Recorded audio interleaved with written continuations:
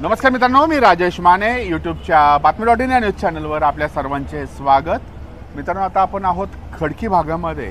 खडकी भागामध्ये सर्वप्रथम आपल्या सर्वांना खडकी भागातील रहिवाशांचे गेले 5-6 दिवस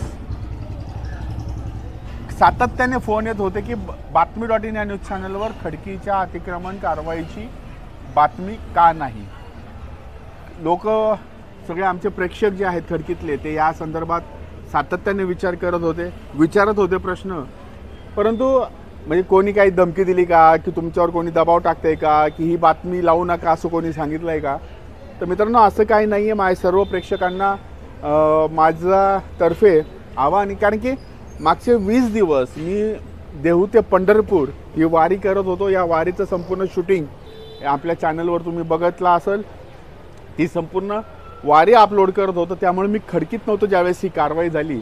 आणि तिकडनं आल्यानंतर 2 दिवस प्रकृती खराब होती, त्यामुळं आजारी होतो, झोपून होतो. त्यामुळे ही बातमी कव्हर करू शकलो नाही. मात्र आता आज आपल्यासमोर खडकी कॅन्टोन्मेंट बोर्डात जी अतिक्रमण विरोधी कारवाई झाली त्या कारवाईची बातमी घेऊन आपल्यासमोर आलेलो आहोत. आणि सगळ्यात ह्या 3-4 दिवसात जो घोळ झालेला आहे की ही कारवाई नक्की, ह्या कारवाई मागचा करता धरता कोण, ह्या प्रश्नाचं उत्तर आणि अनेक चर्चा चालू होते. त्यातलं एक नाव आलं होतं मदन गाडे. त्या मदन गाड्यांना आज आम्ही गाठलं आणि त्यांना विचारलं की बाबा, खडकी कॅन्टोन्मेंटमध्ये जे अनधिकृत हातगाड्या असतील, दुकानं असतील, पथारीवाले असतील, याच्यावर जी कारवाई झाली ही तुमच्या सांगण्यावरनं झाली का, तुम्ही करायला लावली का, काय नक्की ह्या मागचा माहिती आहे. त्यासाठी मदन गाडे आपल्याबरोबर आहेत. मदन गाडेजी, नमस्कार. नमस्कार. खडकीमध्ये अशी चर्चा आहे की ही जी कारवाई झालेली आहे ही कारवाई तुम्ही करायला लावली. कारवाईला निमित्त मी आहे. त्याची कारणं, खूप काही कारणं आहेत की कारवाई करायला निमित्त हे झालेलं आहे की काही दिवसापूर्वी मी खडकी कॅन्टोन्मेंट बोर्डामध्ये गेलो होतो आणि मी खडकी कॅन्टोन्मेंट बोर्डाच्या मुख्य कार्यकारी अधिकारी आहेत त्या मॅडमला मी एवढंच म्हटलं की माझी इच्छा नाही कोणाच्या पोटावर पाय द्यावा, परंतु माझी एक विनंती आहे की ह्या जे काही हातगाडीवाले आहेत ह्यांना तुम्ही एक रेषा मारून द्या, त्यांच्या संख्येवर नियंत्रण ठेवा. माझा मुख्य विषय होता संजय गांधी मार्केटमधल्या हातगाड्या. महाराष्ट्राच्या कुठल्याही कानाकोपऱ्यात आपण भाजी मार्केटमध्ये गेलो तर भाजी मार्केटमध्ये तुम्हाला तिथं सिमेंटचे ओटेच दिसतील. मग आमच्या खडकी मार्केटमध्ये हातगाड्या का बरं? त्या हातगाड्यांना काही लिमिट आहे की नाही? हातगाडी संजय गांधी मार्केट चालू कुठनं होतं ह्यालाच लिमिट नाही आहे. म्हसोबा मंदिरच्या तिथनं जाताना की त्या महिलांना तिथं जाताना धक्काबुक्की होत असते. तिकडच्या लोकांना ही गोष्ट माहिती होती. हा दुकानदार पुढे आला की तो दुकानदार पुढे येत होतो. दुर्दैवाने तिथं एक गाडीला, हातगाडीला आग लागली आणि कॅन्टोन्मेंटचं एक पथक तिकडं पाहायला आलं तर त्यांच्या लक्षात आलं की खरोखर मदन गाडे बोलत होते ते खरं आहे. खडकीमध्ये हातगाड्यांच्या संख्या वाढत चाललेल्या आहेत. आणि त्याच्यानुसार ते जेव्हा बाजारात फिरायला आले त्यानंतर त्यांनी वस्तुस्थिती पाहिली की प्रत्येक चौकामध्ये पुढं अशा गाड्या आहेत आणि लोकांना यायला जायला जागा नाही. वाहतूक कोंडीला जे कारण आहे ते मुख्य पुढं आलेल्या हातगाड्या आहेत. आणि ह्या कारवाईच्या मागं मी आहे. हे कोण बोलत आहे? एकेकाच्या ज्या 7-7, 8-8 गाड्या आहेत, वर्षानुवर्ष त्यांनी तिथं स्वतःचं बस्तान बांधलेलं आहे गोरगरिबांना पुढं करून. त्या लोकांना माझ्या नावाची एलर्जी आहे आणि ही पहिली वेळ नाही आहे. गेल्या 20 वर्षापूर्वी पण अशीच कारवाई व्हायची संजय गांधी मार्केटमध्ये. तेव्हा हेच लोक की ज्यांच्या 8-8, 10-10 गाड्या आहेत ती लोकच बोलायची की काय हे लोक मुद्दाम करतात, गरिबांना त्रास देतात. संजय गांधी मार्केटची परिस्थिती अशी आहे, तिकडे जे सुलभ शौचालय आहे तिकडं जाण्यासाठी रस्ता नाही आहे. आणि हे जे काही झालं ते खरंच चांगलं झालेलं आहे. खडकीतले सर्व नागरिक खुश झालेले आहेत. त्याहीपेक्षा जास्त की ज्या लोकांचे एक हातगाडे आहेत ते लोक खुश झालेत की कुठंतरी आम्ही सेफ होणार आहे, आम्हाला एक ओटा बांधून भेटणार आहे. पण ह्याच्यामध्ये मरण त्या लोकांचं झालेलं आहे की जे आत्तापर्यंत स्वतःचं वजन वापरून 8-8, 10-10 गाड्या स्वतःच्या केल्यात. त्या गाड्या भाड्याने दिलेल्या असतील आणि त्या भाड्याने दिलेल्या गाड्यांच्या जीवावरती यांचा जो राजकारण चालत होतं ते राजकारणाला कुठेतरी चाप बसेल म्हणून त्यांनी पूर्ण खडकीमध्ये माझ्या नावाची बदनामी केलेली आहे. मला एक सांगा, आता काही जणांचं असं म्हणणं आहे की तुम्ही एकतर खडकीत राहत नाही तरी तुम्हाला खडकीच्या मॅटरमध्ये, खडकीच्या विषयामध्ये तुम्ही लक्ष घालता, तिथं काहीतरी उंगली करत बसता, असे आरोप सुद्धा होतात. तर खडकीत न राहता मग खडकीमध्ये एवढं लक्ष का, असा आरोप आहे. आता लोक म्हणतात ना, माझा जन्म खडकीत झालेला आहे, खडकीशी माझी नाळ जुळलेली आहे. आणि हे आत्ता नाही, मी 1997 पासून खडकीत राहत नाही. ते लोकांना आत्ता त्रास झाला म्हणून आत्ता बोलतायत. मी 1997 पासून खडकीत राहत नाही आहे, कारण मला बाकीच्या लोकांसारखं अतिक्रमण, सरकारी जागेवर अतिक्रमण करून राहायला आवडत नाही आहे. आणि दुसरी गोष्ट अशी आहे की खडकीतले 30-40% लोक हे जवळजवळ त्यांचं मतदार यादीत नाव खडकीत आहे, पण ते खडकीत राहत नाहीत.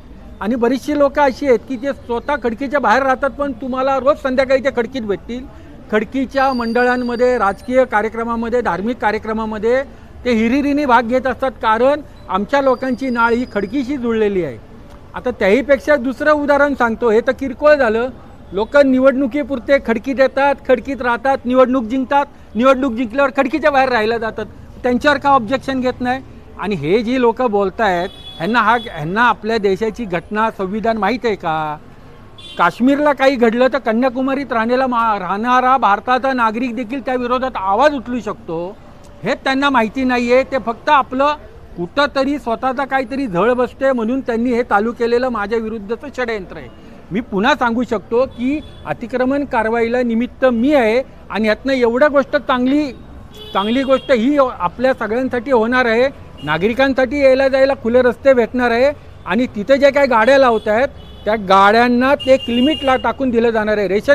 तिथं जेव्हा जी पांढरी पट्टी मारून दिली जाईल, त्या पट्टीच्या आतमध्ये तुमची गाडी लागली जाईल, ज्याच्यामुळं एक शिस्त येणार आहे खडकीला.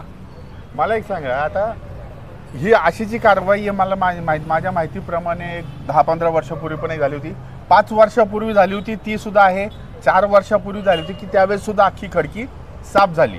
मात्र त्यानंतर परत हळूहळू या परत अतिक्रमण हळू वाढायला लागतं. राजकीय दबाव असेल, अधिकाऱ्यांची काही त्याच्याकडे दुर्लक्ष होत असेल, तर ह्या संदर्भात काही मागणी केलेली आहे की ह्या कारवाई सातत्याने व्हाव्यात? नाही, आता माझी तर इच्छा अशी आहे की तिथे जे अतिक्रमण पथक आहे त्या अतिक्रमण पथकावरती सातत्याने एकच व्यक्ती एका जागेवर बसवला नाही पाहिजे. त्याची दरवर्षी तिथं बदली झाली पाहिजे. अतिक्रमण पथकातले अधिकारी जर का एकाच ठिकाणी रुळले तर त्यांचं इकडच्या लोकांशी एक संबंध तयार होतात, नंतर त्या संबंधांच्या अर्थपूर्ण संबंधात रूपांतर होतं आणि त्याच्यामुळे हे सगळं वाढतं. आणि दुसरी गोष्ट लक्षात आली का की म्हणजे मी आता बघतोय संध्याकाळच्या संध्याकाळी ज्यावेळेस असते अतिक्रमण कारवाई बोर्ड संध्याकाळी 5-5:30ला बंद होतं. त्यानंतर अतिक्रमण कारवाई होत नाही आणि त्यानंतर पुन्हा बाजारात गर्दी होते आणि हे होतं. तर कॅन्टोन्मेंटकडे तुम्ही अशी काय मागणी करणार आहे की संध्याकाळी 8 वाजेपर्यंत सुद्धा ही कारवाई चालू राहावी?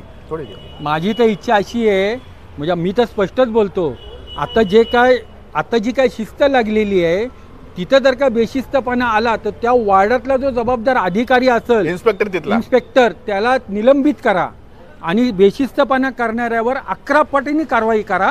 कारण एका माणसाच्या बेशिस्तपणामुळे तिथं शिस्तीत जो व्यवसाय करत असतो त्याला भविष्यात झळ बसणारी असते. म्हणून कॅन्टोन्मेंट बोर्डाने एकच करावं, अतिक्रमण अनधिकृत गाड्या दिसल्या तर त्या वार्डाच्या इन्स्पेक्टरवरती निलंबनाची कारवाई करावी. मित्रांनो, हे होते मदन गाडे, ज्यांच्याशी आपण बोललो की ज्यांच्या मुळे ही कारवाई झाली अशी चर्चा आहे. आणि त्यांनी सुद्धा मान्य केली की काही प्रमाणामध्ये त्यांनी सुद्धा ऑब्जेक्शन घेतलं होतं. मागच्या वेळेस सुद्धा त्यांनी या संदर्भात आवाज उठवला होता आणि त्यावेळेस सुद्धा कारवाई झालेली होती. आणि खडकीतील अनेक नागरिकांशी आमची चर्चा झाली. येण्या जाण्यासाठी जो रस्ता मोकळा झालेला आहे, काही जण तर म्हणले हा रस्त्यामधनं चालणं अवघड झालं होतं, पण आता तिथनं रिक्षा जाऊ शकते, छोटा टेम्पो जाऊ शकतो, एवढी जागा मोकळी झालेली आहे. त्याच्यामुळं ही जी कारवाई झाली ही तुमच्यामुळं झाली असेल तर तुमचं अभिनंदन आणि धन्यवाद. असंच तुम्ही काम करत राहा पक्षाच्या माध्यमातून, तुमच्या वैयक्तिक माध्यमातून, आणि तुमच्या या प्रयत्नांना सातत्याने यश मिळत राहू ही अपेक्षा. धन्यवाद. जय महाराष्ट्र. जय महाराष्ट्र.